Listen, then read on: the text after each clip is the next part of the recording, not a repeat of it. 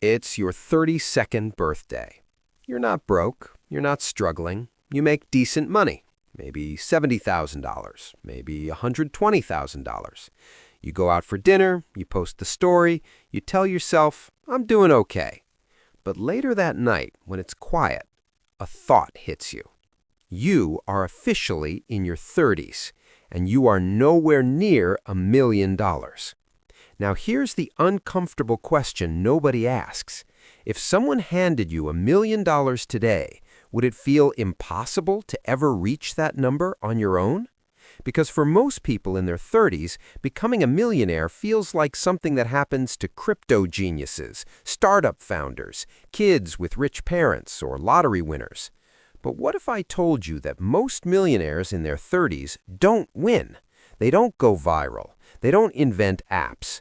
They just understand one equation that almost everyone else ignores. And once you see it, you'll realize becoming a millionaire in your 30s isn't about making crazy money. It's about playing a different game. My name is Mr. Banana, and I study the invisible math behind wealth. And today, we're breaking down exactly how ordinary people quietly cross 7 figures before 40. But I need to warn you, once you understand this, you will never look at your income the same way again. Here's the lie most 30-year-olds believe. I need to make more money to get rich. That sounds logical, but in reality, millionaires in their 30s optimize 3 things: time, ownership, and leverage, not income. Let's audit 2 32-year-olds. We'll call them Alex and Daniel. Alex makes $140,000 a year. Daniel makes $75,000. If you had to bet who becomes a millionaire first, you'd probably pick Alex. You'd probably be wrong, because Alex upgraded his apartment, leased the luxury SUV, takes 2 international vacations a year, and invests when there's extra. He looks rich. Daniel still lives like he makes $50,000, drives a used car, has roommates, and automates investments every month. He looks average. But here's the invisible divergence. By 30, Daniel has already built the habit of investing $2,500 a month. At 8% returns, by 40, that's roughly $450,000. By 45, over $900,000. By 47, he crosses $1 million. Not because he made crazy money, because he started early and stayed consistent.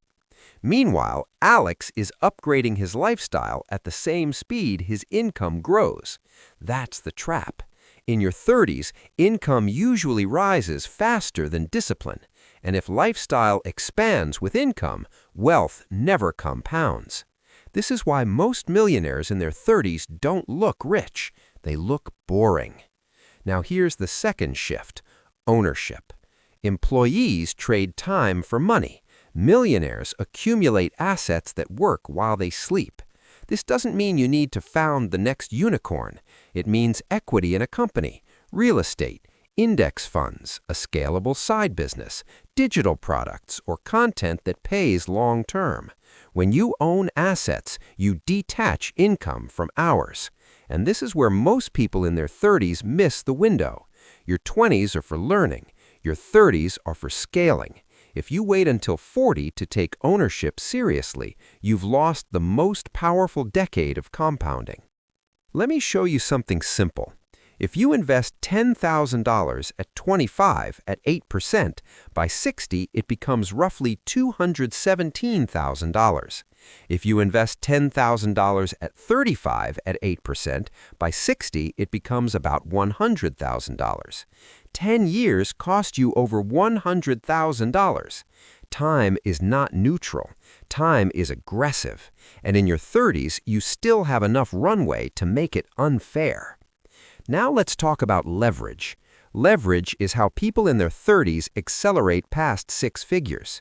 There are 4 types: capital, code, media, and people. You don't need all 4. You need 1.